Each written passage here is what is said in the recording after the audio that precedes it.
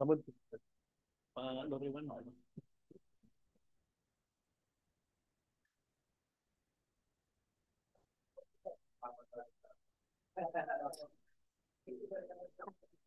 Rajinnya tahu bro.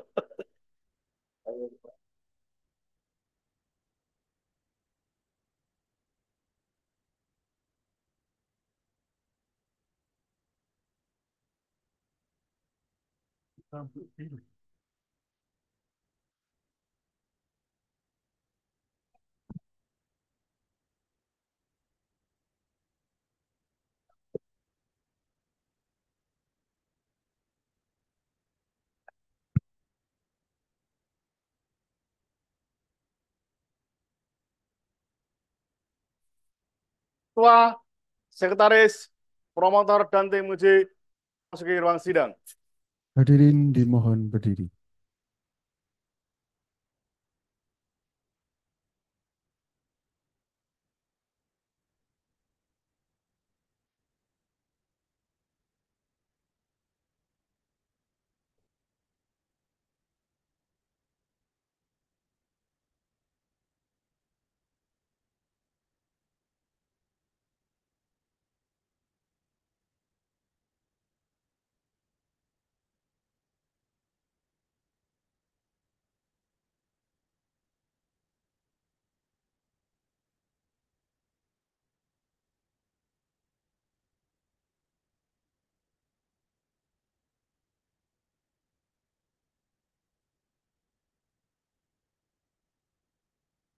Hadirin dipersilakan duduk kembali. Ketua membuka ujian promosi doktor.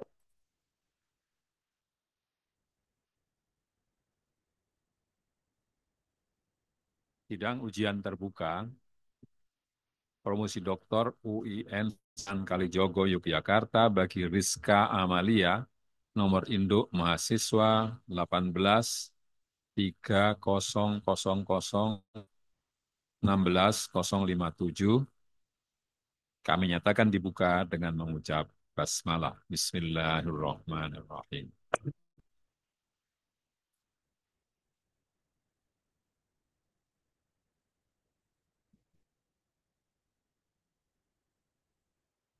Audi, Audi atau iya.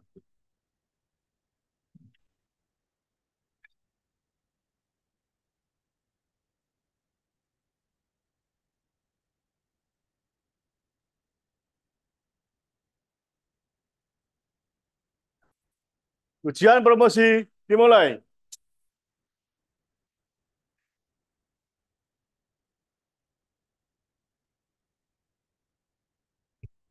Saudara Rizka Amalia. Saudara sehat?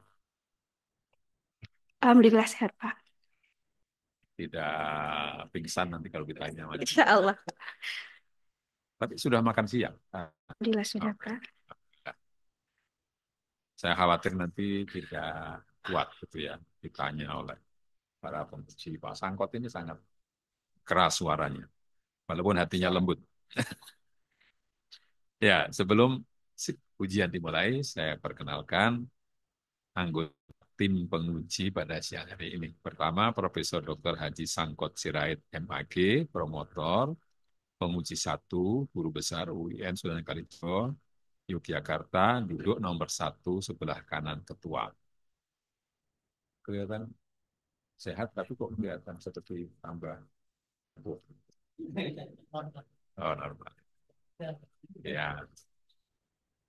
Kedua, Profesor Muhammad Nur Ikhwan, PhD, promotor, penguji 2, guru besar UIN Sunan Kalijogo, Yogyakarta, hadir via Zoom. Assalamualaikum. Waalaikumsalam. Ya, Konnichiwa. ya. Oke. Udah kayak orang Jepang lah. Ya. Arigatou gozaimasu. Ya, nggak tahu artinya apa.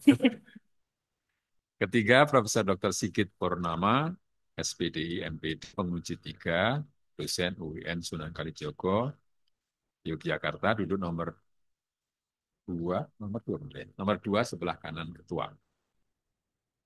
keempat, Profesor Dr. Hajah Maimunah MAG, penguji 4, dosen UIN Sunan Kalijogo Yogyakarta, duduk 3 sebelah kanan ketua. Sehat, Bu? Ya. Kalau tadi Pak Sigit tidak saya tanya, karena masih muda aja. Lalu yang berikutnya, Dr. Siti Aisyah MPD, penguji 5, dosen Universitas Terbuka, Jakarta, duduk nomor 2 sebelah kiri ketua. Sehat, Bu? Ini dari mana, Ibu? Oh, dari Jakarta. Ya, ya, Pak. Itu yang di Depok itu ya. Pondok Cabe ya, dekat apa itu? Lapangan apa namanya? Lapangan terbang ya, Pondok Cabe ya. Saya dulu sering ke sana tapi lupa. Ya, ya. Yang berikutnya Profesor Zulkifli Lesi, SAG, SPD, BSW, BMW, S. Oh, tidak ada BMW-nya ya. Ini kok banyak sekali nih. SD. Penguji 6. Beliau adalah guru besar UIN Sunan Kalijogo Yogyakarta, duduk nomor 3 sebelah kiri ketua. Ya. Ketua, saya sendiri Mahasin, didampingi Sekretaris Dr. Abdul Rozaki, SAG, MSI, duduk nomor 1 sebelah kiri ketua.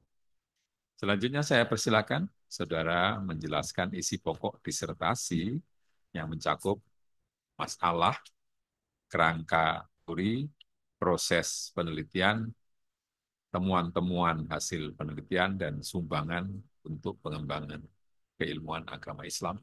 Waktu tidak lebih dari 10 menit. Silakan. Baik. Bismillahirrahmanirrahim. Assalamualaikum warahmatullahi wabarakatuh.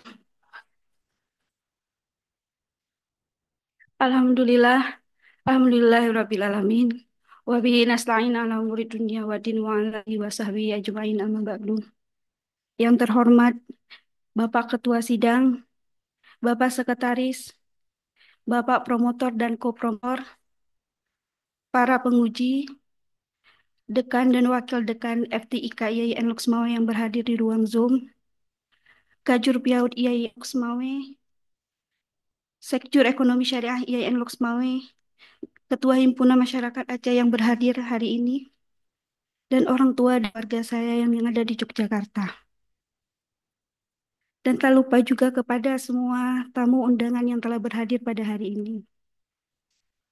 Izinkan saya akan memaparkan hasil dari penelitian saya yang berjudul Dari Ayunan Hingga PAUD, Praktik Tradisional Pendidikan Nilai Anak Prasekolah di Aceh Tamiang. Pokok pembahasan dari penelitian ini yaitu tradisi lokal di Aceh Tamiang, yaitu dengan praktik mengayunkan anak yang disertai dengan syair Dodo Sidodo, yang mana sebagai media pendidikan nilai bagi anak usia prasekolah.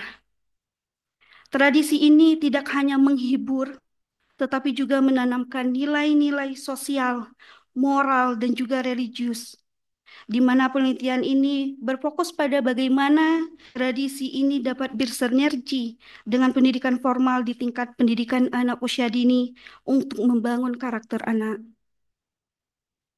Adapun kerangka teori dari penelitian ini, yaitu dari teori pendidikan nilai oleh Thomas Likona dan juga teori ekologi perkembangan dari Bron van Brenner. Teori ini menyoroti bagaimana pentingnya interaksi antara anak dan ibu, lingkungan dan keluarga, dan juga budaya lokal dalam membentuk karakter anak. Pendekatan pendidikan nilai melalui pengalaman sehari dan menjadi role model menjadi dasar analisis penelitian ini. Adapun proses dan prosedur penelitiannya, penelitian ini dilakukan secara kualitatif dengan observasi, wawancara, dan dokumentasi di 3 desa di Kabupaten Aceh Tamiang. Dan penelitian melibatkan keluarga yang mempraktikkan tradisi ini dan juga 4 lembaga PAUD yang terdiri yang mana peneliti juga mendalami integrasi nilai tradisional ke dalam kurikulum formal yang ada di pendidikan anak usia dini.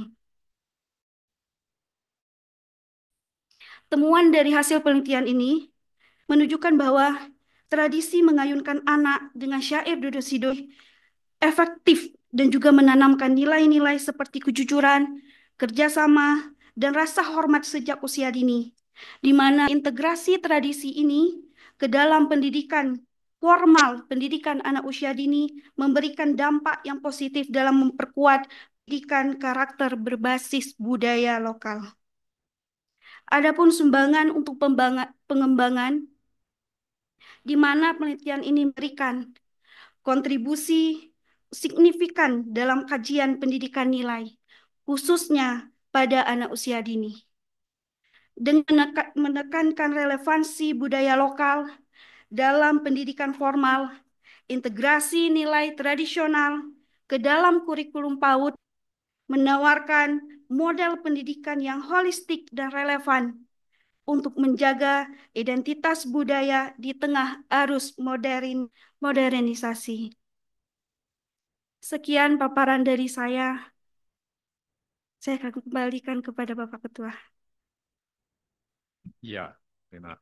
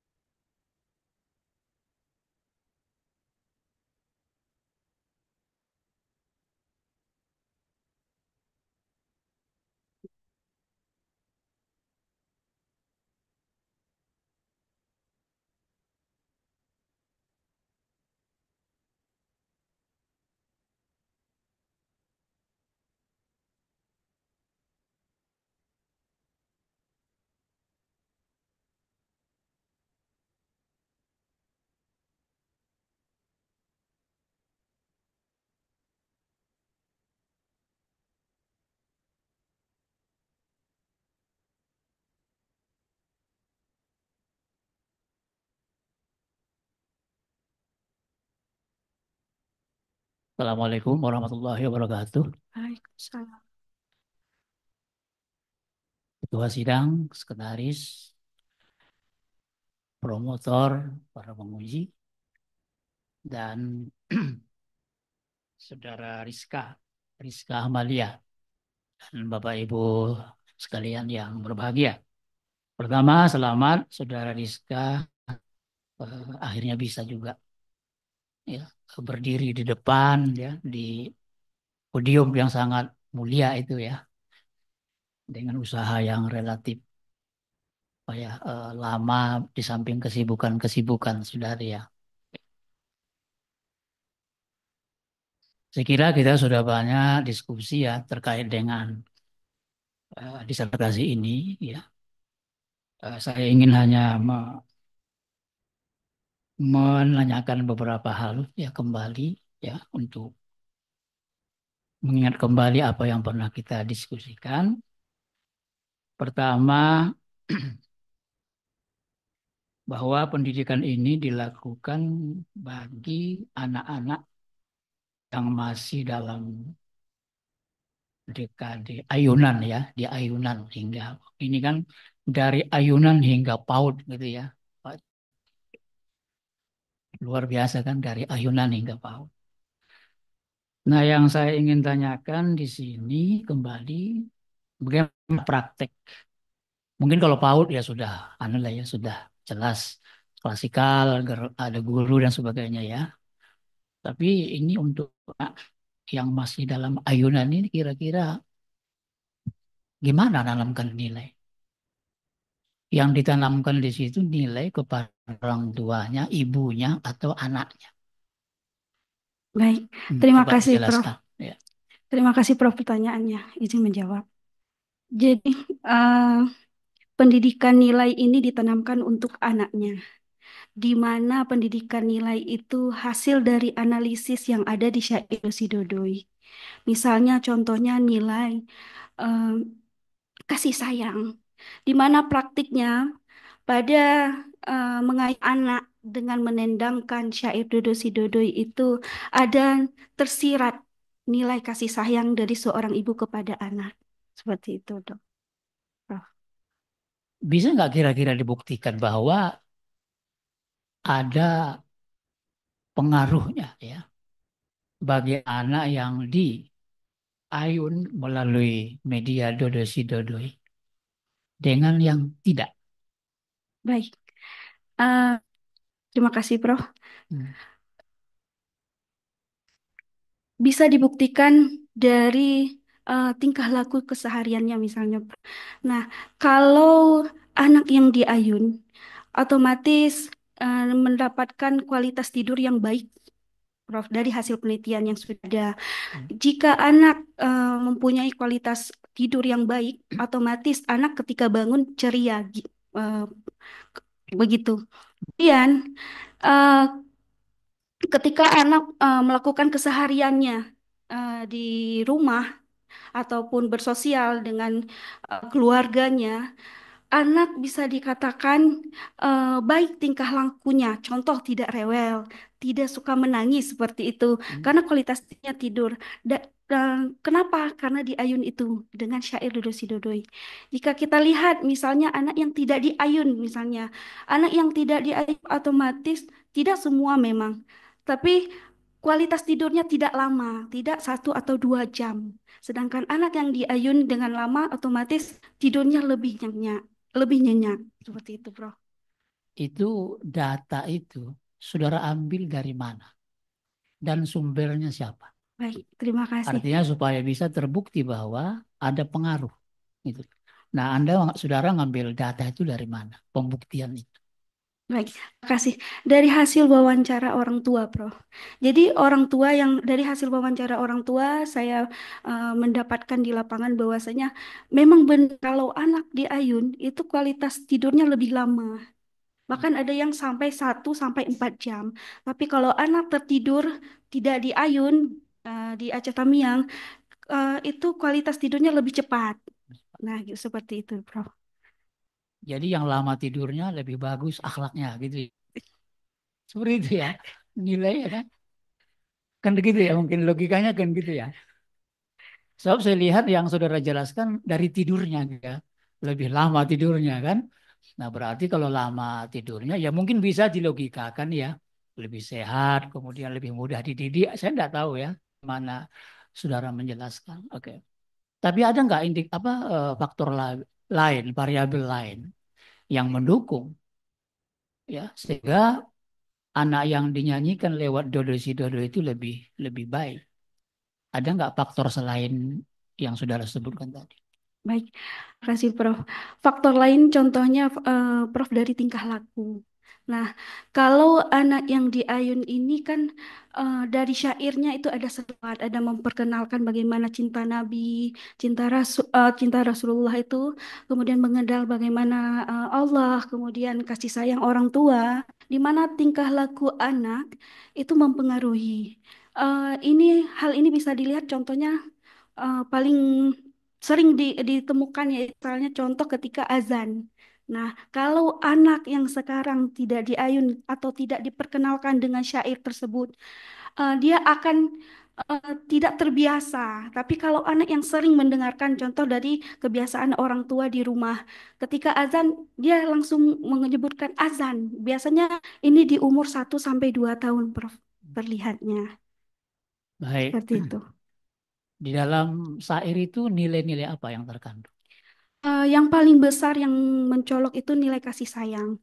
Adapun beberapa nilai yang lain tanggung jawab, kerja keras, kemudian cinta nabi, dan juga ketakwaan, Prof.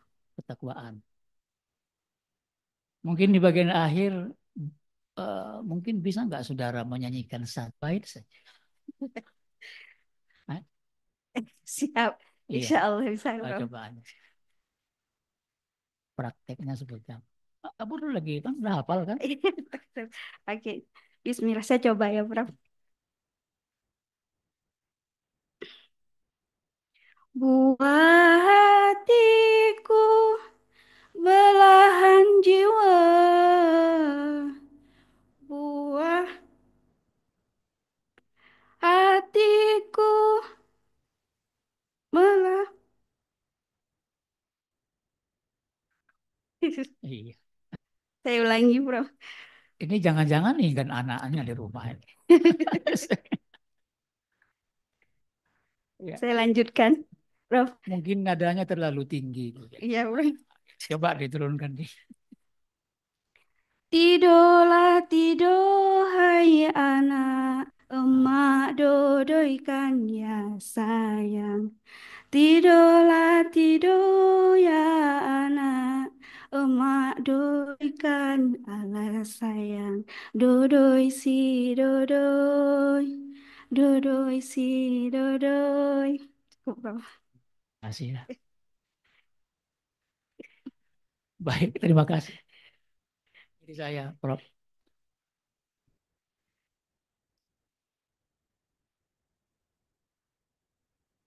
Terima kasih saya sampaikan kepada Profesor Sangkot Sirait. Selanjutnya saya persilakan Profesor Muhammad Nur Ikhwan. Juga waktunya 10 menit. Baik, terima kasih. Assalamualaikum warahmatullahi wabarakatuh. Waalaikumsalam warahmatullahi wabarakatuh. Yang saya hormati Ketua dan Sekretaris Sidang, promotor, para penguji, kemudian juga di sini ada keluarga ya, keluarga, kemudian dekan, wakil dekan, dan beberapa pejabat FITK, IAIN Sumawe, dan juga Saudara Promovenda. Pertama, saya ucapkan selamat Anda akhirnya, saya harus kata akhirnya bisa berdiri di situ, mimbar kebahagiaan itu. Sebentar lagi Anda menyelesaikan proses yang sangat panjang ini. Semoga nanti sukses ya. Kemudian ya saya ingin bercerita beberapa tahun lalu ya setelah konsultasi proposal yang saat itu sebenarnya belum saya setujui, saudara menghilang. Tiba-tiba datang atau mengirimkan WA dengan draft yang sudah selesai tanpa bimbingan sama sekali. Ya. Nah, ini yang kemudian bikin saya terkejut dan kemudian berdasarkan konsultasi dengan Prof. Sanggot, akhirnya kita Zoom dan di situ saya ungkapkan bahwa saya belum menerima draft itu. Harus bimbingan dari awal lagi dari bab 1. Ya, tentu saja itu membuat Anda shock dan saat itu saudara menangis. Tapi memang karena sebelum sama sekali memberikan bimbingan ya dan ya akhirnya ya saudari juga tidak patah semangat. Saya lihat semangat sekali dan memulai itu dari awal lagi dan itu sudah sekitar 2 tahun yang lalu. Dan hari ini sebenarnya berat bagi Anda karena saudara meninggalkan adik kecil ya, yang baru saja dilahirkan 3 bulan yang lalu ya, tidak diajak ke Yogyakarta sehingga tapi itu juga menjadi pemicu semangat untuk saudara pulang itu sudah dengan gelar doktor ya, Insya Allah nanti ini sukses ya. Baik, tadi sebenarnya saya ingin Anda menyanyikan itu, tetapi sudah diminta oleh Prof. Sangkot tadi, jadi tidak perlu. Yang ya saya akan menanyakan hal-hal yang ringan-ringan saja karena ini promosi ya, dan nanti yang berat-berat mungkin yang belakangan, tapi semoga tidak terlalu berat. Ya, ceritakan kepada kami ya mengapa topik ini menarik dikaji dan mengapa daerahnya Tamiang ya yang secara etnis sebenarnya mereka Melayu ya, Melayu Tamiang, bukan misalnya di dataran tinggi Kayo atau di Banda Aceh atau di Lok Sumawi sendiri. Silakan. Baik, terima kasih Prof. Izin menjawab. Alasan salah satu kenapa saya memilih Aceh Tamiang.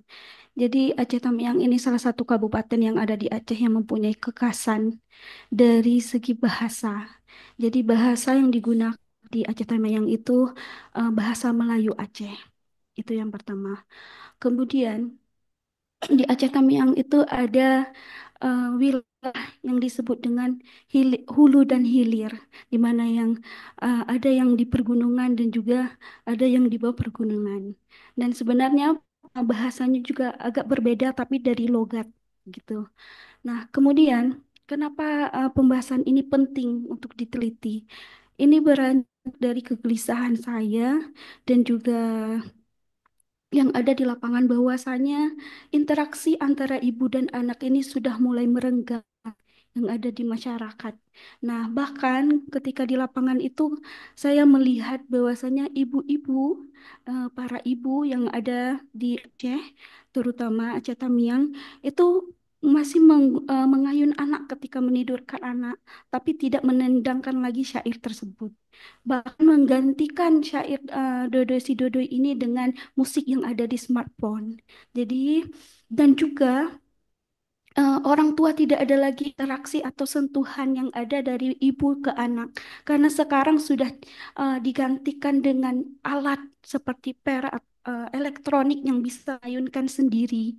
Nah, dari hal tersebutlah yang menjadi latar belakang yang mana setelah kita teliti bahwasanya ketika orang tua punya interaksi yang intens, ibu khususnya dengan anak itu mempunyai nilai yang banyak, ada interaksi Tuhan dan juga kita ketahui bahwasanya anak usia dini di umur 0 sampai 2 tahun itu mendengarkan dan meniru dengan baik. Apabila kebiasaan ini dilakukan setiap harinya, otomatis akan ada nilai yang baik pula yang didengarkan dan diingat oleh anak tersebut. Seperti itu, Bro. Oke. Eh, ini yang kemarin terakhir itu anak keberapa? Anak kedua, Bro. Kedua. Anak pertama di Ayun nggak?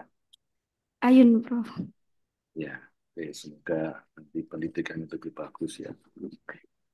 Oke, ini kan tadi saudara juga bilang bahwa tradisi Ayun ini sudah memudar ya di banyak wilayah di Aceh.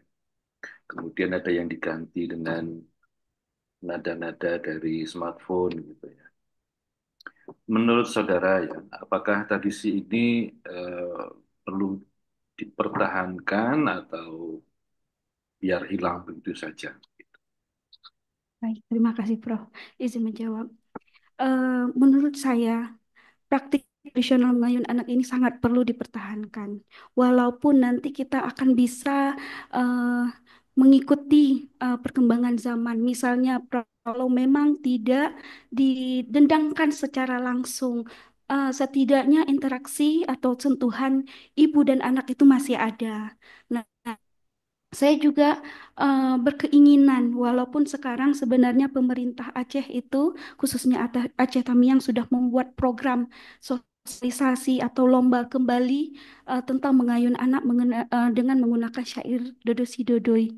Nah, saya berkeinginan dengan secara atau publikasi melalui sosial media begitu Prof, kita bisa lestarikan kembali walaupun nanti bisa kita modifikasi, bisa direkam, bisa diputarkan dengan smartphone tapi tidak meninggalkan bentuk dari syair Dodo Sedidodoi tersebut Prof, seperti itu. Oke, baik. Jadi nanti Anda akan terlibat dalam promosi ini ya, menghidupkan kembali eh, tradisi Ayun ini ya. Insya Allah Prof. Oke, baik. Kemudian ya bagaimana tradisi Ayon ini mendukung ya eh, apa kearifan lokal ya di dalam mendidik anak-anak Aceh dan mengaitkan dengan lembaga pendidikan yang lebih formal itu. Bagaimana itu? Baik, terima kasih. Di lapangan, saya melihat bahwasanya lembaga pendidikan formal ini masih mengayun anak, khususnya di lembaga PAUD, tempat penitipan anak. Nah, di tempat penitipan anak ini biasanya usia anak 0 sampai 3 tahun. Nah, di jam siang setelah mereka belajar, mereka setelah makan siang juga mereka diayunkan untuk tidur siang. Namun kekurangannya itu satu, belum menendangkan syair Dodo Sidodoi. Bahkan guru-guru ini biasanya hanya memutarkan selawat di speaker seperti itu. Nah, sebenarnya kalau bisa kita integrasikan di dalam lembaga, contoh misalnya sudah terlihat di visi misi TK yang ada di Aceh Tamiang, contohnya TK Dua Rantau. Beliau ingin melestarikan budaya lokal di dalam sekolahnya, tapi yang untuk syair Dodo Sidi ini belum. Berarti di sini kita punya kesempatan merekomendasikan bahwasanya ketika kegiatan menidurkan anak yang di lembaga pendidikan tempat pendidikan anak ini bisa dilestarikan atau bisa diterapkan di sekolah tersebut seperti itu, Bro. Oke, ini kan sebenarnya bukan hanya tradisi di Tamiang saja ya. Kalau di daerah-daerah yang lain, apa namanya di Aceh sendiri? Baik, Bro. Kalau di Aceh ada namanya Doda Idi. Praktiknya sama, tapi hanya syairnya yang berbeda, Prof. Hmm. Kalau Itu. Anda bisa membandingkan begitu kelebihan dan kekurangannya di antara tradisi itu, Baik. apakah hanya masalah bahasa saja atau ada yang lain? Baik, terima kasih Prof. Eh, Terlihat dari pertama bahasa yang berbeda. Kalau di Doda Idi itu menggunakan bahasa Aceh umumnya. Kalau Aceh Tamiang bahasa Melayu Aceh. Kemudian dari makna yang tersirat dari syair. Kalau di Doda Idi itu maknanya lebih untuk mengajari anak menjadi pejuang seperti itu. Sedangkan di Doda It, Doda Idi, Dodo si Dodoi itu lebih ke makna pendidikan nilainya seperti kasih sayang dan lain-lain. Seperti itu, Prof. Oke, jadi tidak ada unsur jihad ya di dalam duduk Belum, Prof. IT. Oh, oke. Atau tidak ada ya. Oke, mungkin karena wilayah Aceh Tamiang mungkin agak jauh dari wilayah apa dulu gerakan Aceh Merdeka atau gimana? Hmm, enggak ya sebenarnya. Oke. Baik, saya kira cukup pertanyaan saya dan mohon maaf nanti saya mohon izin setelah ini untuk undur diri. Saya kembalikan kepada Ketua Sidang. Assalamualaikum warahmatullahi wabarakatuh. Waalaikumsalam Waalaikumsalam. warahmatullahi wabarakatuh. Mungkin sudah terlalu malam ya di Kyoto. Di Kyoto kan jam berapa sekarang di Kyoto? Jam 4 jam 4 Oh, sore. oke, belum terlalu malam. Belum. Ada Terima sesuatu yang kasih saya lakukan. Profesor Muhammad Nur Ikhwan. Selanjutnya saya persilahkan Profesor Dr. Sigit Purnama juga 10 menit. Assalamualaikum warahmatullahi wabarakatuh. Waalaikumsalam warahmatullahi Yang saya hormati Ketua Sekretaris Sidang, promotor dan promotor, para penguji, para tamu undangan, dan saudari Promovindus Rizka Amalia. Pertama, saya apresiasi upaya Anda mengkaji kearifan lokal ya, tradisi lokal. Saya kira ini upaya untuk menghidupkan kembali tradisi yang ada di Aceh Tamiang ya. untuk terus hidup. Tadi saya lihat ketika diminta Prof. Sangkot menyanyikan, Kak, tampaknya nggak hafal ya. Hafal, Prof. Oh, hafal. Pertanyaan pertama, untuk bisa mempraktekkan ngayon dodoi si dodoi ini itu dalam tradisi Aceh Tamiang itu perlu, dalam tradisi kita mungkin perlu semacam ijazah gitu enggak? Semacam diturunkan dari oh, ibunya, oh, keluarga apa itu perlu, ada nggak itu semacam itu Belum ada, Prof. sehingga syair-syair ini tampak keramat gitu ya? Nggak ada ya, Belum, Prof. bebas saja. Bebas. Jangan-jangan kalau bebas begitu nanti pengaruhnya beda terhadap si anak. Yang tadi diceritakan di awal itu, kalau sudah pakai syair itu anak tidurnya nyenyak. Tapi karena ini enggak apa namanya ya, karena biasa gitu kan, mungkin bisa jadi kualitas tidurnya berbeda. Atau sama aja? Sama aja, Prof. Sama aja ya. Sama aja, Prof. Jadi nggak perlu Ijazah. ijazah, nggak perlu penurunan, nggak perlu diturunkan gitu ya. Umum berlaku di masa haji. Oke. Yang kedua, saya ingin tahu gambaran gitu ya terkait dengan masyarakat Aceh Tamiang ini.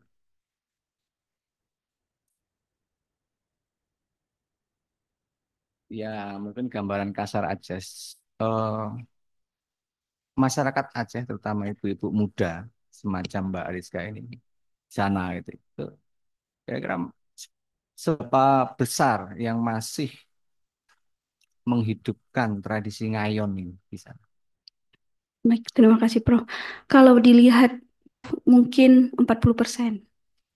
Sedikit. Sedikit ya. Iya. Oke. Ya, itu kira tergambar dari hasil dari apa namanya penelitianmu itu ya. Oke, sekarang saya ke pendidikan. Anda mengaitkan tradisi ngayon ini dengan pendidikan anak usia dini ya di lembaga pendidikan yang ada di Aceh Tamiang. Pertanyaannya adalah, Anda mengatakan bahwa integrasi tradisi ini dalam pendidikan ada tiga. Pertama dalam integrasinya dalam kurikulum, kemudian yang kedua dalam rencana pembelajaran guru, yang ketiga dalam proses pembelajaran. Nah, saya ingin Anda coba menegaskan sesungguhnya bagaimana sih mengintegrasikan tradisi ngayon Aceh Tamiang ini di dalam aspek kurikulum, aspek RPPH, dan aspek proses pembelajarannya. Baik, terima kasih, Prof. Izin menjawab. Kalau di kurikulum, Prof, kita ketahui bahwasanya kurikulum itu akan menjadi turunan RPPH kemudian dari asesmennya atau evaluasi yang sudah dilakukan pembelajarannya di sekolah. Nah, dari syair Dodo Si Dodoi itu terdapatlah hasil dari analisa itu terdapatlah beberapa pendidikan nilai. Contoh nilai tanggung jawab. Ketika kita lihat di kurikulum, ternyata ada nilai tanggung jawab itu yang dimasukkan menjadi indikator-indikator menjadi penilaian di lembaga pendidikan anak usia dini yang formal di dalam kurikulum. Kemudian jika kita lihat di dalam RPPH-nya, di RPPH ada contoh misalnya mengenal nama Tuhan atau membiasakan membaca basmalah atau membiasakan baca doa makan misalnya. Nah, kemudian dari RPPH yang diterapkan ketika pembelajaran itu menjadi turunan evaluasinya. Bagaimana guru akan mengevaluasi hasil nilai dari perilaku atau agama atau moral yang dilakukan oleh anak yang terlihat di dalam hasil laporan baik itu laporan bulanan ataupun laporan semesteran.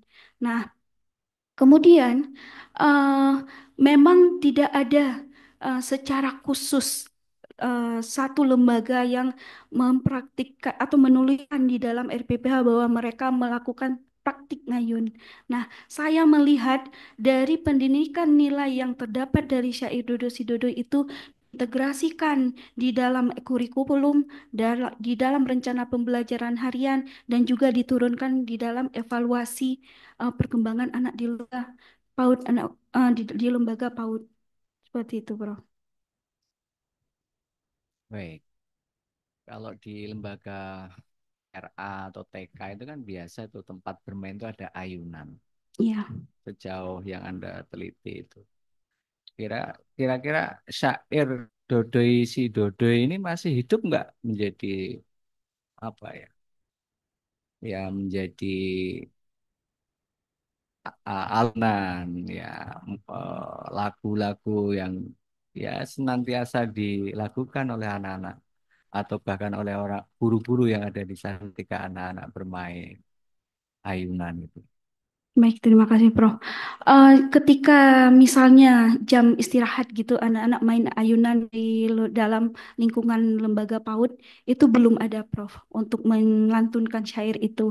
Karena apa? Penekanannya ini, syair Dodo si Dodo ini disenandungkan ketika anak ingin ditidurkan. Apakah itu tidur siang, begitu, Prof. Jadi, eh, selama ini di Aceh Tamiang itu mempraktikkan ngayun anak dengan menendangkan syair Dodo si Dodo itu ketika anak ingin ditidurkan siang. Itu khususnya. Untuk di lembaga belum terlihat. Nah, walaupun praktiknya sudah diterapkan, masih diterapkan di lembaga PAUD, namun syair Dodo si Dodo itu tidak terdengar, Prof. Mungkin seperti itu. Maksudmu apakah Anda ingin mengatakan bahwa yang diintegrasikan itu adalah nilai-nilai syairnya saja di Iya, lembaga itu? iya, Seperti itu Prof. ya. Iya. Kemudian berikutnya, jauh yang Anda tahu melalui risetmu ini, bagaimana guru-guru PAUD di sana itu? Di dalam menjaga, menghidupkan, melestarikan tradisi ini sampai di level lembaga pendidikan. Baik. Mereka masih mempraktikkan, di beberapa lembaga masih mempraktikkan ngayun, tapi kekurangannya itu belum menendangkan syair Dodo si Dodoi. Saya juga sudah pernah berdiskusi dengan kepala sekolah atau guru-guru yang ada di lembaga PAUD di Aceh Tamiang itu, mereka mengatakan kalau untuk menendangkan satu dua anak mungkin akan tercover katanya. Tapi kalau untuk di tempat penitipan anak itu kan ada lebih 20 ya Prof ya. Jadi itu nggak cover karena mereka harus sekalian ngayunnya seperti itu. Nah, makanya terkadang hanya selawat saja setelah anak tidur selesai. Atau bahkan kalau di keluarga para ibu ini menghidupkan smartphone itu dengan alasan bisa melakukan tugas yang lain. Itu menjadi kendala kenapa syair Dodo si Dodo ini akan semakin tergerus, semakin hilang dari perkembangan zamannya, Prof. Saya kira cukup. Terima kasih. Kami Terima kasih, kembalikan Prof. kepada Ketua Sidang. Assalamualaikum warahmatullahi wabarakatuh. Waalaikumsalam warahmatullahi wabarakatuh. Terima kasih, Profesor.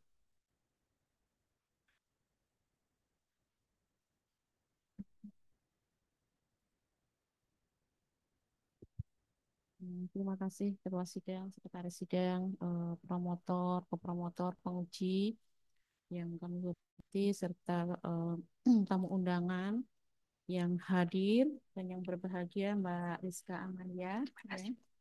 Ya, saya terharu ya sebagai dosen yang pernah ketemu ya sejak 2016 begitu ya, sehingga saya terharu perjuangan Anda sehingga sampai pada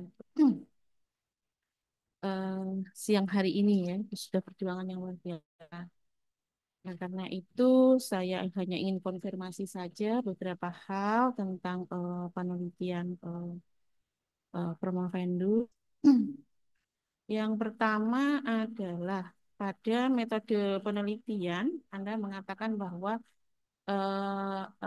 Roti Ngayon dengan menggunakan syair Dudu Sidodoi ini akan berdampak pada anak ketika anak itu sudah masuk di PAUD ataupun TK. dampak ini berbeda di berbagai lembaga pendidikan yang Anda teliti memiliki dampak berbeda-beda. Coba ceritakan perbedaan dari dampak anak yang di Ayun dengan menggunakan syair Dudu Si Dudu pada 4 lembaga ya, 4 lembaga yang Anda teliti. Baik, terima kasih Prof. Izin menjawab. Jadi hal yang paling terlihat ketika saya juga berada di lapangan, bahwasanya guru berkata begini, memang ada perbedaan, walaupun itu tidak signifikan, bahwasanya anak yang diayun dan tidak diayun. Anak yang diayun ada beberapa contoh, misalnya anak yang diayun ini dia lebih mudah ketika diajak berkomunikasi. Contohnya yang paling kerap dilihat di sekolah itu ketika ada kegiatan sholat duha di TK Aba Kuala Simpang. Nah, anak yang selalu mau menjadi imam, ini kepala sekolah mengatakan bahwasanya dia masih diayun, Bu. Begitu. Nah, kemudian apakah ada perbedaan? Memang ada perbedaan dan juga tidak semua dari siswa yang ada di Aba Kuala Simpang itu masih diayun, hanya sedikit, tapi masih bisa dilihat bahwasanya ada kecenderungan hal yang baik atau positif ketika anak ini masih diayun dengan yang tidak diayun. Nah, tidak bisa juga dikatakan kalau anak yang tidak diayun ini tidak mudah berkomunikasi. Namun sejatinya bahwasanya anak usia dini di lembaga PAUD mereka lebih memang walaupun semestinya mereka bermain, tapi ketika diajak komunikasi oleh bunda gurunya ataupun kepala sekolahnya itu lebih punya komunikasi yang dua arah seperti itu. Mungkin seperti itu, Prof. Di keempat lembaga ini berbeda-beda ya. Berbeda-beda, Ya. Prof. Oke, di dalam disertasi ini juga Anda menggunakan teori attachment ya. Attachment. Oke, di dalam teori attachment itu dikatakan bahwa ada hubungan emosional yang sehat antara anak dengan orang tua, sebenarnya seperti itu. Ya, bagaimana Anda bisa memperlihatkan teori attachment ini pada anak yang diayun dan tidak diayun, sehingga Anda bisa mengatakan tadi bahwa anak yang diayun itu memiliki perilaku yang berbeda dengan anak yang tidak diayun karena adanya hubungan emosional tadi antara anak dengan orang tua. Apakah Anda menyaksikan itu? Baik, terima kasih, Prof. Saya izin menjawab. Ketika menggunakan teori attachment parenting, ikatan antara ibu dan anak ketika mengayun, ini sangat terlihat ketika praktiknya, Prof. Di ketika praktik, kalau ibu mengayunkan anak, pasti ada sentuhan, apakah itu di kaki ketika mengayun, ataupun di tangannya, ataupun di punggung belakang ketika ingin mengayun anak. Nah, jelas berbeda ketika ibu yang tidak mengayun. Kalau tidak mengayun, otomatis biasanya hanya mempokok ketika anak tidur, selesai seperti itu. Dia mengerjakan pekerjaan ibu rumah tangga yang lainnya. Nah, yang pertama itu. Yang kedua, kenapa attachment parenting ini sangat relevan dengan penelitian ini? Dikarenakan interaksi ibu dan anak ini selalu dilakukan setiap hari di rumah. Nah, itu salah satu menjadi alasan atau pisau analisa bahwanya interaksi ibu dan anak ini menjadi hal yang paling penting di dalam penelitian ini. Seperti itu, Prof. Saya beralih kepada penggunaan tradisi ngayon di sekolah gitu ya. Tadi sudah dikatakan oleh Prof. Siti sebelumnya bahwa tradisi lokal ini masuk di dalam kurikulum gitu ya, dan dimasuk di dalam RPH. Nah, saya membaca RPH Anda ini belum begitu menampilkan dari tradisi ngayon ya. Apakah memang di sana belum dimasukkan di RPH-nya? Nah, Anda seakan-akan sedikit ragu gitu ya dengan memasukkan tadi tradisi ngayon dengan menggunakan syair Dudu Si Dudu. Baik, terima kasih, Prof. Izin menjawab. Perlu saya tekankan bahwasanya dari hasil analisa syair Dodo Sidodo ini muncullah beberapa pendidikan nilai dari syair tersebut. Pendidikan nilai ini yang diintegrasi kepada lembaga pendidikan formal. Dari pendidikan formal tersebut ada nilai yang memang dituliskan tidak secara jelas ditulis bahwasanya dari hasil syair Dodo Sidodoi. Namun beberapa pendidikan nilai yang muncul contohnya tanggung jawab, jujur, berani, kemudian agama, ketakwaan begitu dan cinta Nabi tertulis di dalam RPPH dan juga di dalam laporan perkembangan anak ada di 4 lembaga yang em, diteliti tersebut, Prof. Oke, Anda sebagai guru penggerak ya, apakah nanti ketika Anda melakukan pelatihan pada guru gitu ya, apakah akan memasukkan syair Dodo Sidodo ini dalam pembelajaran ya, termasuk memasukkannya di dalam RPPH itu sendiri? Baik, terima kasih, Prof. Memang di dalam pendidikan guru penggerak yang sudah saya jalani, Prof, memang materi-materinya diintegrasikan dengan budaya lokal, di mana semua dari pembelajaran, kemudian SDM yang ada, itu diminta untuk lebih peka melihat apa saja budaya yang ada di lingkungan guru penggerak tersebut, Prof. Di situ Anda mengumpulkan syair ini dari andong-andong ya. Iya, Prof. Ketika dari grup-grup andong-andong yang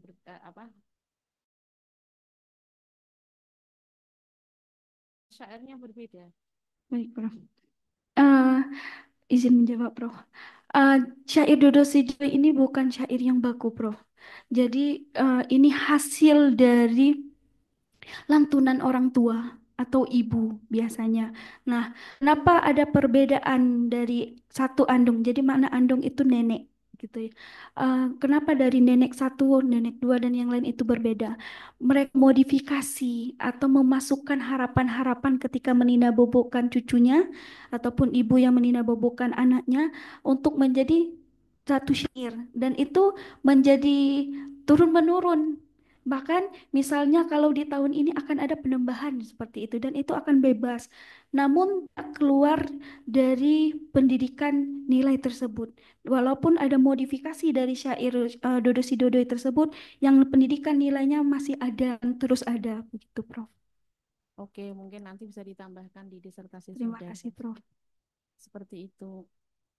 Wah, saya sudah selesai. Ya, terima kasih Ibu Profesor Maimunah. Selanjutnya saya persilahkan Ibu Dr. Siti Aisyah. Yang tugas 10 menit. Ya, terima kasih Ketua Sidang Penguji, Sekretaris Sidang Penguji, promotor dan kopromotor, serta penguji lainnya, dan tentu para undangan yang hadir pada kesempatan kali ini. Yang pertama saya ucapkan selamat ya, Rizka Amalia sudah sampai di tahap ini. Terima kasih. Mudah-mudahan setelah ini bisa kembali berkumpul dengan putra cintanya ya. Baik, kita sudah banyak juga berinteraksi setelah sidang tertutup. Dan ada beberapa hal yang ingin saya tanyakan kembali untuk memperkuat pemahaman kami semua ya. Yang pertama, ini kan menggunakan metode lisan ya dengan syair Dodoi Pidoi.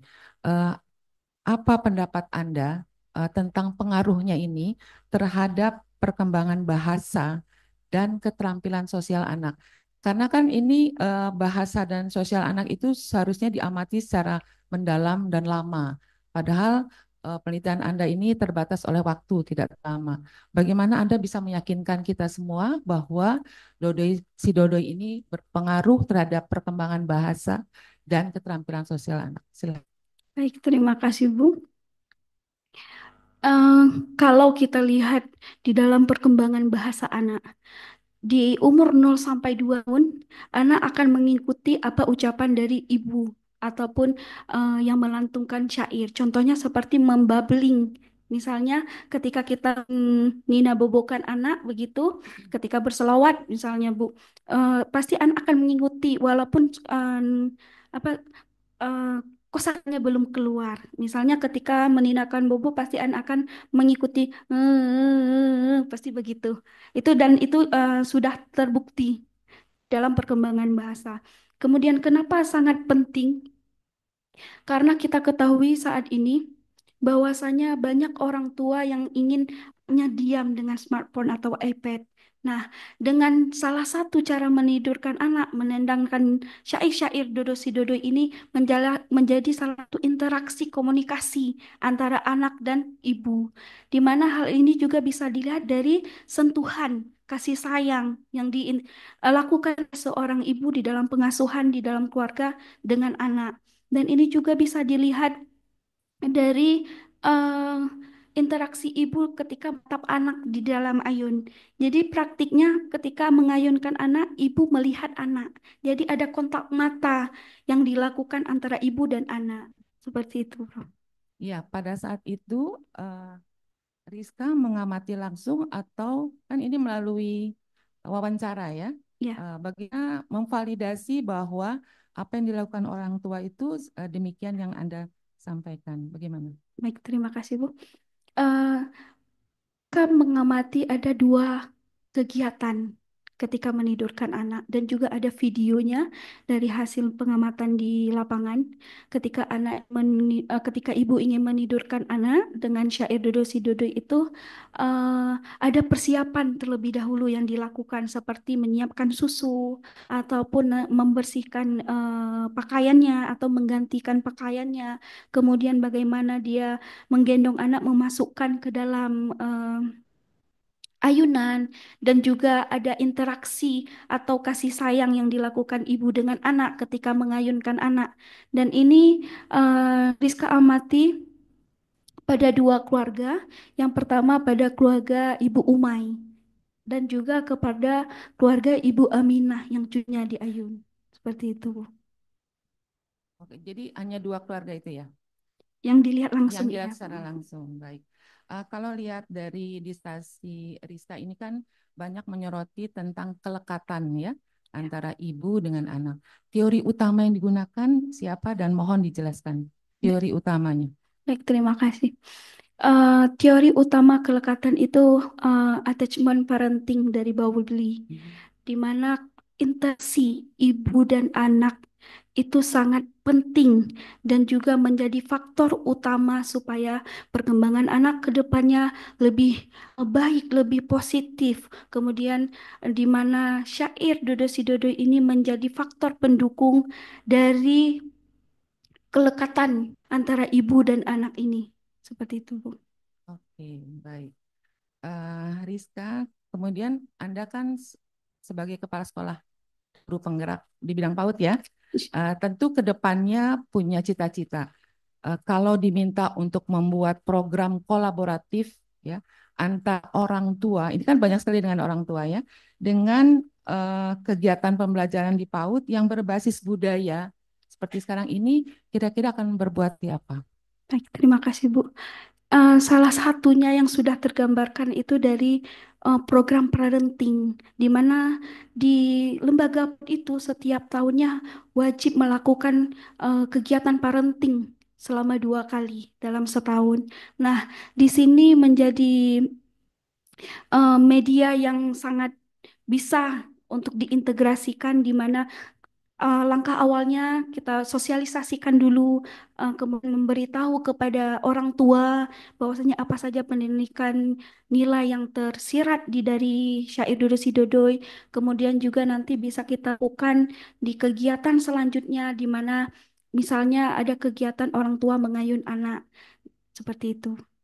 Iya, oke.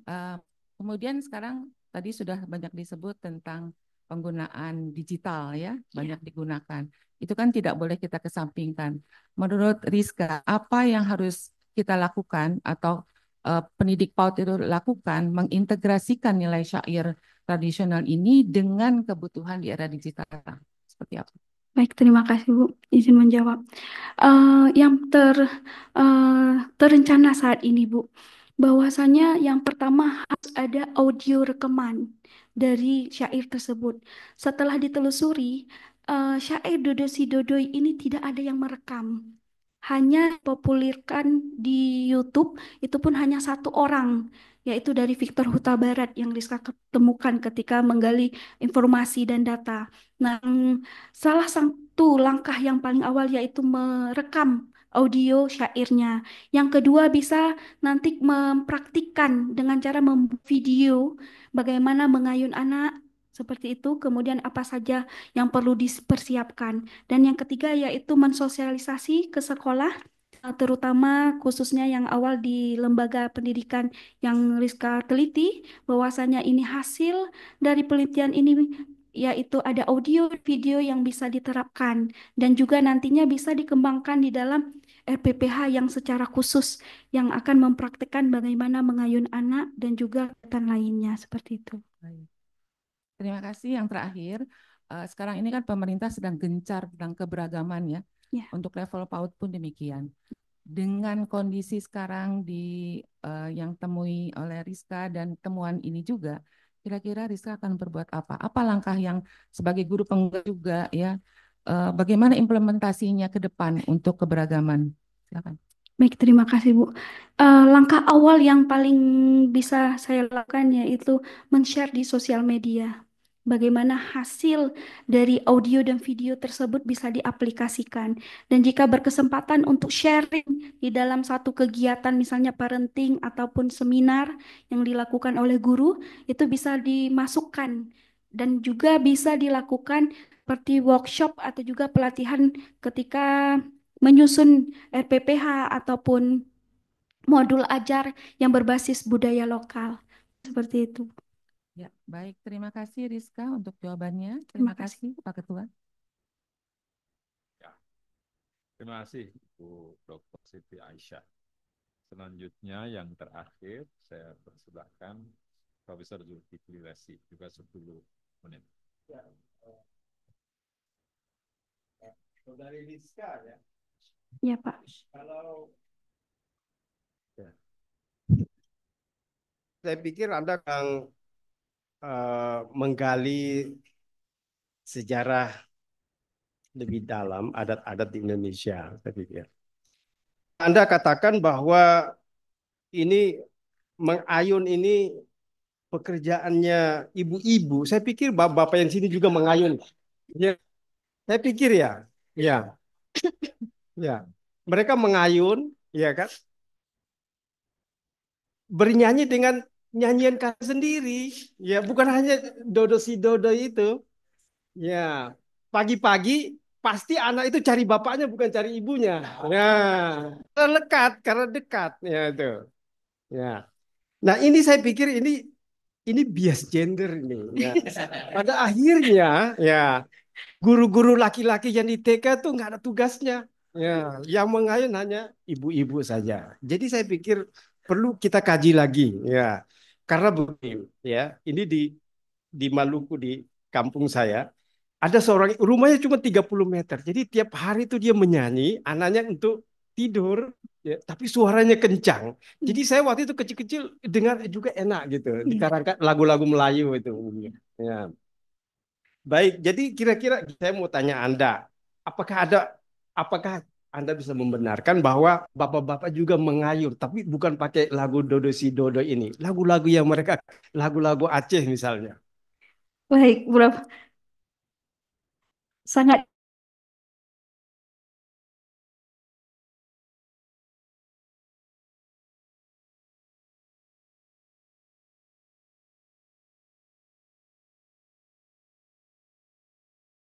Berarti sama ya, kira-kira begitu. ya. Ya, baik. Nah, sekarang fokus Anda itu 3 hal. Kejujuran, kooperasi, dan respect. Padahal Ya. ini kan anak bayi yang diayun. Entah mungkin digendong begini atau di ayunan yang digantung di palang gitu ya. Atau ketika di luar rumah, di dalam rumah panas, keluar di bawah pohon pisang begitu sambil menyanyi-nyanyi. Nah, ini apakah anak itu tahu kejujuran, operatif, dan ya, menghargai. Nah, bagaimana Anda kaitkan ini dengan ini ya saraf-saraf anak neuronnya itu. Ya, Kalau ketika ibu melantungkan musik, kan itu kan ritmenya itu, ya kan musiknya itu. Dia senang begitu. Ah, itu kira-kira apa efeknya itu? Efek positifnya itu apa? baik. Ya, Terima kasih, Bro. Izin menjawab. Kalau nilai kejujuran dilihat ketika nilai itu diintegrasikan di lembaga. Tapi kalau ketika melakukan itu lebih ke rasa nyaman untuk Prof. Jadi ketika praktik itu berlangsung, suara ataupun ritme yang dilantunkan oleh ibu itu menjadi nilai kenyamanan atau rasa kasih sayang. Dan adapun nilai-nilai yang lain bisa dilihat ketika pendidikan nilai itu diintegrasikan dengan lembaga PAUD ketika melakukan satu kegiatan pembelajaran di PAUD seperti itu, baik. Prof. Tapi saya baca satu sumber itu dia bisa meningkatkan memori, Ya, perhatian, ya, dan pertumbuhan. ya. Saya pikir kalau saya bertanya yang lain mungkin bisa sama dengan yang lain. Jadi saya cukupkan sekian, ya. Saya kembali pada ketua. Terima kasih, Prof.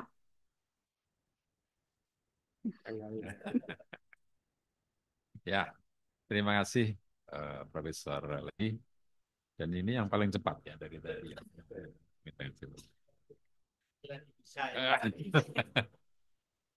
Ya, eh, ujian sudah selesai kepada para penguji. Sekali lagi saya ucapkan terima kasih.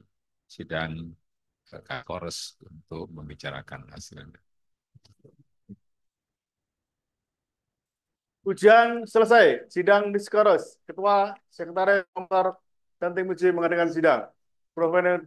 Fedus dipersilakan kembali ke tempat semula.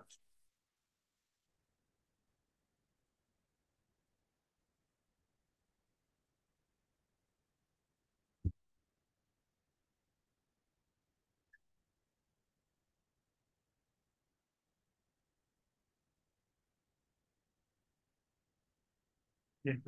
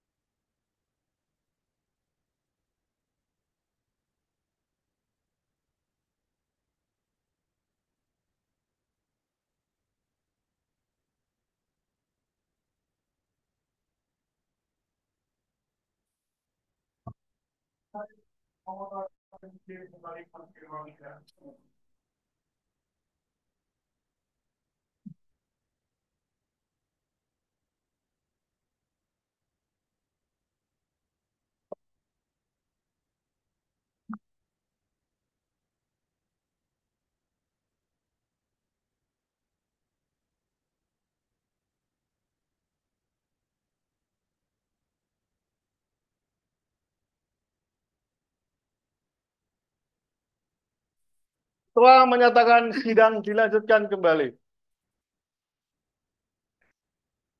Kores dicabut, sidang dilanjutkan kembali.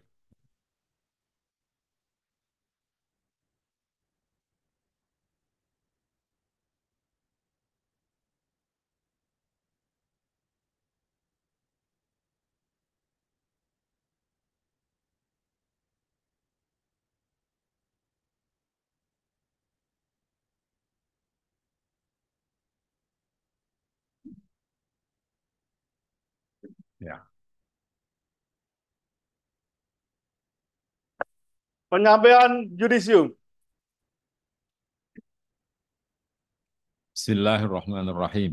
Dengan mempertimbangkan jawaban Promovendus atas pertanyaan dan keberatan para penilai dalam ujian tertutup pada tanggal 16 Desember 2024, dan setelah mendengar jawaban Promovendus atas pertanyaan dan sanggahan para penguji dalam sidang ujian terbuka sore hari ini, maka kami menyatakan bahwa Saudara Rizka Amalia nomor induk 18300016057 lahir di Banda Masen tanggal 9 Juli 1993, lulus dengan predikat apa maunya. Ya, sangat memuaskan.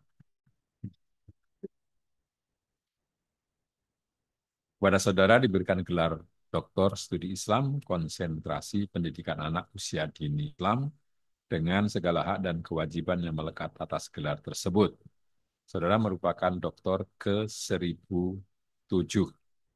Yogyakarta 15 Januari 2025 atas nama Rektor, Ketua Sidang ditandatangani Pak Hasil.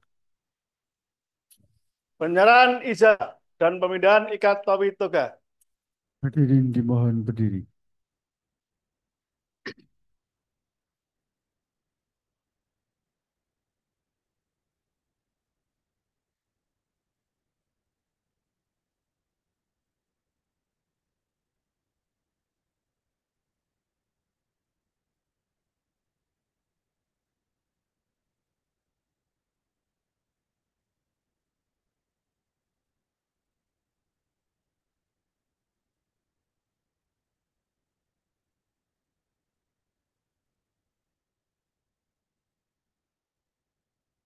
Hadirin dipersilakan duduk kembali.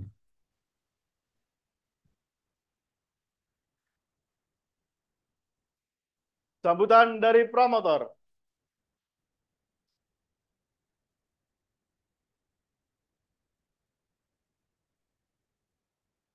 Assalamualaikum warahmatullahi wabarakatuh. Alhamdulillahirrabbilalamin. Wassalatu wassalamu ala asrafil anbiya wal mursalin. Sayyidina Muhammadin wa ala alihi wa sahbihi ajma'in. Yang kami hormati, Ketua sekaligus sekretaris, promotor, dan penguji pada siang hari ini. Dan saudara dokter, ya sekarang dokter ya, Dokter Rizka Amalia, dan Bapak Ibu tamu undangan yang berbahagia.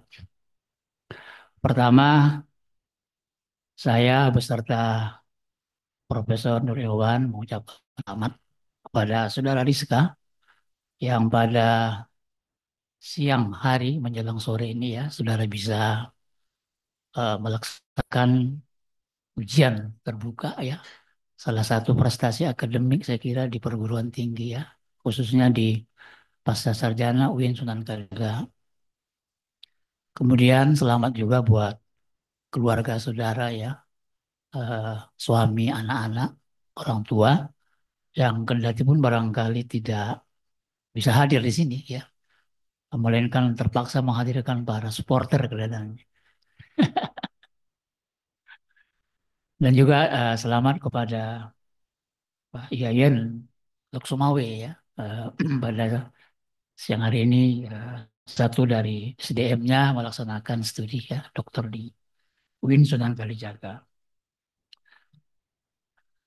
Bapak Ibu sekalian, terkait dengan tema yang disampaikan oleh Dr. Rizka bahwa sesungguhnya memang penting kelihatan memang mengintegrasikan ya antara agama dan budaya dalam proses pendidikan. Mungkin terlalu ekstrim kalau dikatakan agama hanya salah satu aspek yang membuat orang itu menjadi baik. Banyak orang yang mungkin dulu beberapa tahun yang silam tidak pernah belajar agama, tetapi akhlaknya baik. Bahkan sekarang banyak juga orang yang belajar agama, tetapi akhlaknya kurang baik, bahkan tidak baik. Nah, di sini faktor budaya mungkin lebih dominan pada waktu itu. Nah, oleh sebab itulah dalam disertasi ini sebetulnya misi yang ingin disampaikan adalah bagaimana di dalam pembelajaran agama itu aspek budaya dikembalikan kepada posisinya. Ya. Nah, ini tadi bisa lewat kurikulum, bisa RPPH gitu ya, pembelajaran dia secara umum yang memang tidak mudah memang di mana bagaimana mengintegrasikannya, tetapi saya kira isu-isu penting dalam disertasi ini adalah bahwa penting kembali melihat fungsi dan peran budaya untuk mengembangkan agama. Ada memang beberapa hal yang mungkin perlu disempurnakan ya terkait dengan disertasi ini. Ada tadi sejarah sebagaimana yang tadi disampaikan Prof. Lesi ya, yang dulu juga kita berdiskusi banyak dengan Prof. Irwan.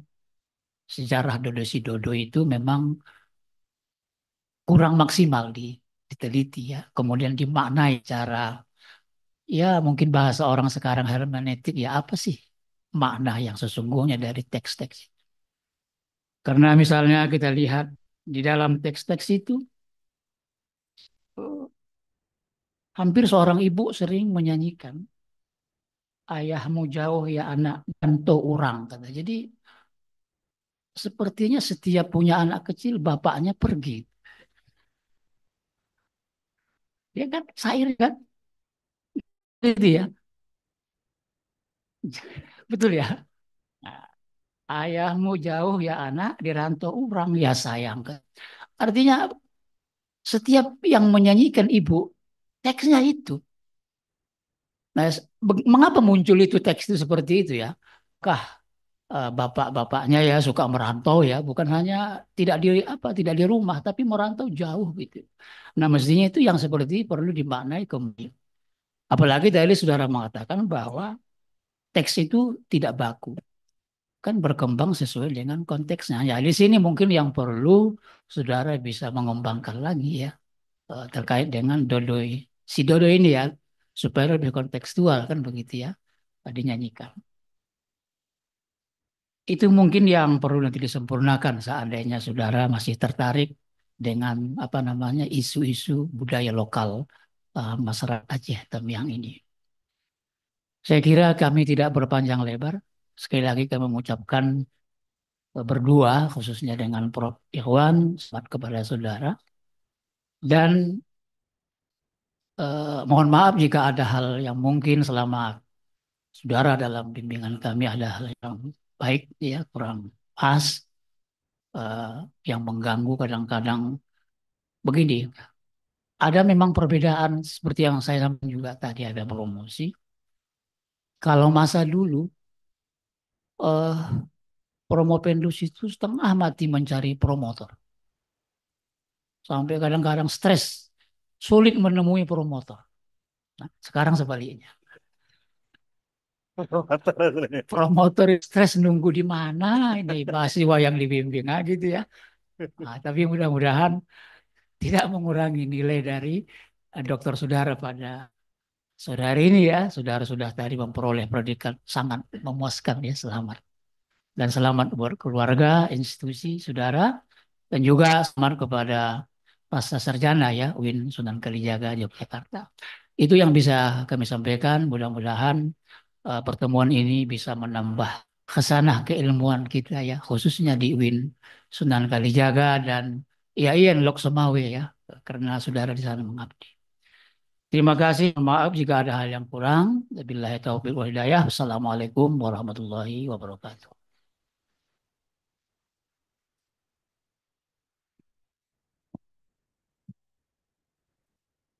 Ketua penutup ujian promosi doktor. Sebelum ujian terbuka promosi doktor saya tutup, saya perlu sampaikan kepada pimpinan IAIN Lok Semawe bahwa kami selaku pimpinan UIN Sunan Kalijogo Yogyakarta mengucapkan banyak terima kasih atas kepercayaan mendampingi Dr. Rizka Amalia dalam menempuh studi program S3 di Pasca Sarjana kampus kami. Sampai 7 ujian terbuka mempertahankan disertasi dalam mencapai gelar doktor. Selanjutnya, setelah selesai studi ini, kami kembalikan Saudara Dr. Rizka Amalia kepada pimpinan IAIN Lok Semawe, tempat yang bersangkutan mengabdi dan mengembangkan kegiatan keilmuannya. Semoga mendapatkan berkah dari Allah Subhanahu wa Ta'ala. Ini harus ganti maaf lagi ini ya. Ya. Sidang ujian terbuka promosi doktor UIN Sunan Kalijogo Yogyakarta bagi Dr. Rizka Amalia kami nyatakan ditutup dengan mengucap hamdalah. Alhamdulillahirabbil alamin. Assalamualaikum warahmatullahi wabarakatuh. Ketua, Sekretaris, Promotor, dan tim uji meninggalkan rumah sidang guna memberi ucapan selamat dan jabat tangan kepada Dr. Rizka Amalia. Sebelum meninggalkan ruang sidang, Ketua Sekretaris Promotor dan tim uji dimohon foto bersama Dr. Rizka Amalia.